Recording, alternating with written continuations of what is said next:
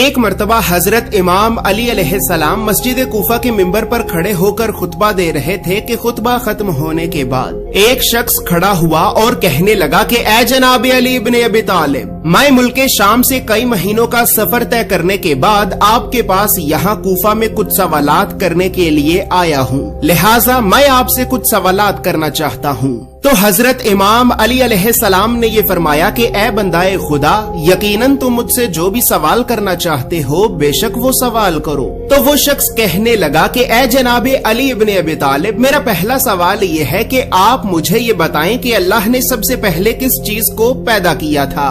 میرا دوسرا سوال یہ ہے کہ آپ مجھے ان 10 چیزوں کے بارے میں بتائیں کہ جو 10 چیزیں اس ساری کائنات میں سب سے زیادہ طاقتور ہیں۔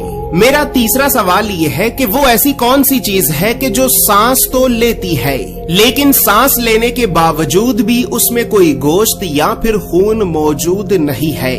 میرا چوتھا سوال یہ ہے کہ اللہ نے پہلے آسمان کو کس چیز سے بنایا ہے۔ میرا پانچواں سوال یہ ہے کہ آپ مجھے 7 آسمانوں کے نام بتائیں۔ میرا چھٹا سوال یہ ہے کہ آپ مجھے آسمان کے دروازوں کے تالوں اور چابیوں کے بارے میں بتائیں۔ میرا 7واں سوال یہ ہے کہ آپ مجھے زمین کی سب سے بہترین وادی کا نام بتائیں۔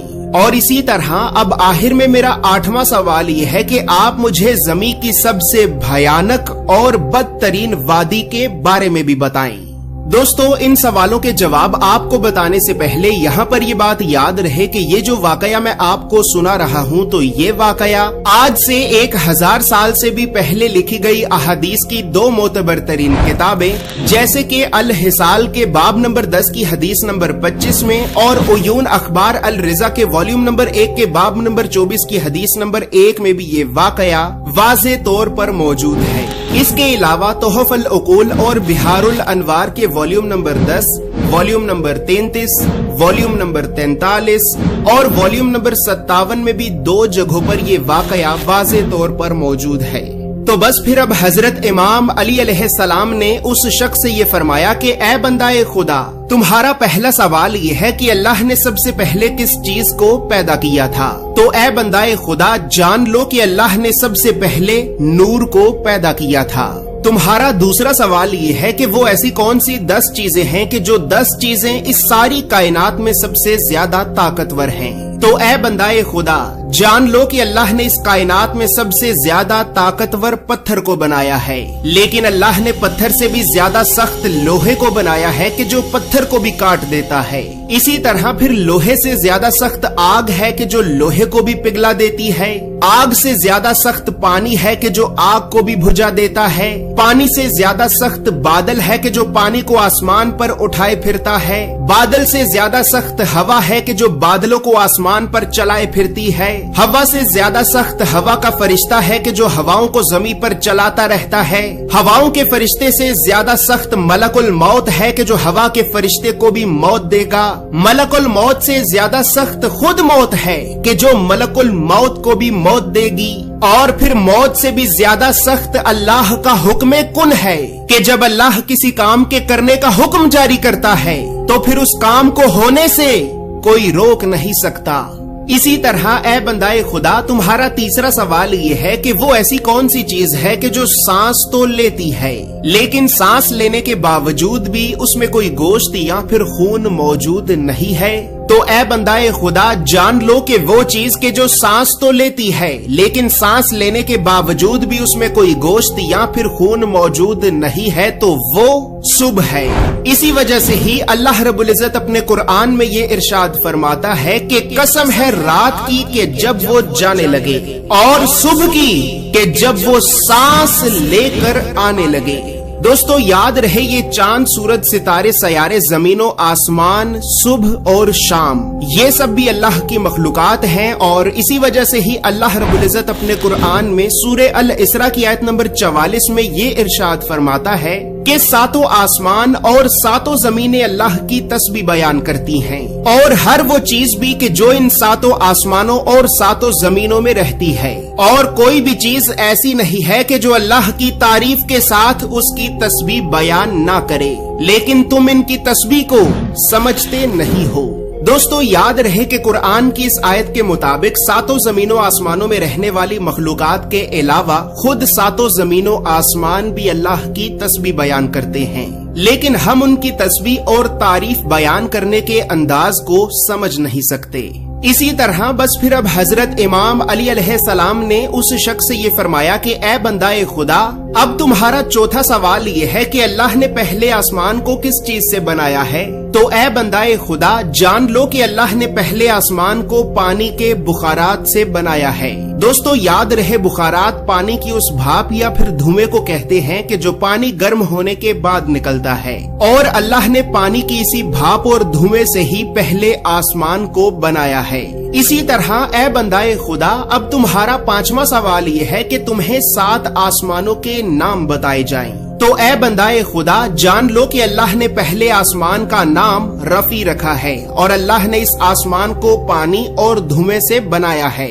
دوسرے آسمان کا نام قیزوم ہے اور اس کا رنگ تانبے کے رنگ کی طرح کا ہے۔ تیسرے آسمان کا نام معروم ہے اور اس کا رنگ سرخ مائل ہاکی رنگ کی طرح کا ہے۔ چوتھے آسمان کا نام ارفالون ہے اور اس کا رنگ چاندی کے رنگ کی طرح کا ہے۔ پانچویں آسمان کا نام ہیہون ہے اور اس کا رنگ سونے کے رنگ کی طرح کا ہے۔ چھٹے آسمان کا نام اروس ہے اور اس کا رنگ سبز یاقوت کے رنگ کی طرح کا ہے۔ اور پھر آخر میں 7ویں آسمان کا نام اجمہ ہے اور اس کا رنگ سفید موتی یعنی نور کی طرح کا ہے۔ اسی طرح تمہارا چھٹا سوال یہ ہے کہ تمہیں آسمان کے دروازوں کے تالوں اور چابیوں کے بارے میں بھی بتایا جائے۔ تو اے بندہ خدا جان لو کہ آسمان کے دروازوں کے یہ تالے اللہ کے ساتھ شرک کرنا ہے۔ جو کوئی بھی انسان اللہ کے علاوہ کسی اور کو اپنا خدا بنائے گا تو یقیناً اس کے لیے آسمان کے دروازوں کے یہ تالے کبھی بھی نہیں کھلیں گے۔ اور پھر اب ساتھ ہی یہ بات بھی جان لو کہ ان دروازوں کے تالوں کی چابیاں سچے دل سے موت کے وقت بھی لا الہ الا اللہ محمد رسول اللہ کی گواہی دینا ہے۔ دوستو اب یہاں پر یہ بات یاد رہے کہ بخاری اور مسلم کی احادیث کے مطابق اللہ نے ایک آسمان سے دوسرے آسمان میں جانے کے لیے مختلف دروازوں کو بنا رکھا ہے، اور اللہ کے بہت سے نبی اور پیغمبر انہی دروازوں سے ہی گزر کر مختلف آسمانوں پر بھی جا چکے ہیں۔ بلکہ بخاری اور مسلم کی انہی احادیث کے ہی مطابق ابھی اس وقت حضرت آدم علیہ السلام پہلے آسمان پر، حضرت عیسیٰ اور یحییٰ علیہ السلام دوسرے آسمان پر، اسی طرح پھر حضرت یوسف تیسرے آسمان پر، حضرت ادریس چوتھے آسمان پر، حضرت ہارون 5ویں آسمان پر، حضرت موسیٰ 6 آسمان پر، اور حضرت ابراہیم علیہ السلام ابھی اس وقت 7ویں آسمان پر موجود ہیں۔ دوستو اب یہاں پر ساتھ ہی یہ بات بھی یاد رہے کہ اللہ رب العزت نے اپنے قرآن میں سورہ الذاریات کی آیت نمبر 7 میں یہ قسم کھائی ہے کہ قسم ہے راستوں والے آسمان کی، یعنی قرآن کی اس آیت کے مطابق اللہ نے آسمان میں رستوں کو بھی بنا رکھا ہے، اور یقیناً اللہ کے نبی اور پیغمبر بھی انہی رستوں سے ہی گزر کر مختلف آسمانوں پر جا چکے ہیں۔ تو اسی طرح بس پھر اب حضرت امام علی علیہ السلام نے اس شخص سے یہ فرمایا کہ اے بندہ خدا اب تمہارا 7واں سوال یہ ہے کہ اس زمین کی سب سے بہترین وادی کون سی ہے؟ تو اے بندہ خدا جان لو کہ اس زمین کی سب سے بہترین وادی سرندیب ہے، کیونکہ اللہ نے آدم علیہ السلام کو جنت سے نکال کر زمین کی اسی وادی میں ہی اتارا تھا۔ دوستو یاد رہے کہ یہ وادی یعنی وادی سرندیب موجودہ دور میں شری لنکا میں موجود ہے۔ اسی طرح اے بندہ خدا اب آخر میں تمہارا 8واں سوال یہ ہے کہ اس زمین کی سب سے بھیانک اور بدترین وادی کون سی ہے؟ دوستو آخری سوال کا جواب آپ کو بتانے سے پہلے میں یہاں پر آپ کو تمام انبیاء کرام کے اس شجرہ نسب کا تعارف کرانا چاہتا ہوں۔ اس شخص سے یہ فرمایا کہ اے بندہ خدا اب آخر میں تمہارا 8واں سوال یہ ہے کہ اس زمین کی سب سے بھیانک اور بدترین وادی کون سی ہے؟ تو اے بندہ خدا پھر اب جان لو کہ اس زمین کی سب سے بھیانک اور بدترین وادی یمن میں موجود وادی برہوت ہے، کیونکہ یہ وادی دوزخ کی وادیوں میں سے ایک وادی ہے کہ جہاں پر مرنے کے بعد کافر اور گناہگار لوگوں کی روحوں کو سزا کے طور پر عذاب دیا جاتا ہے۔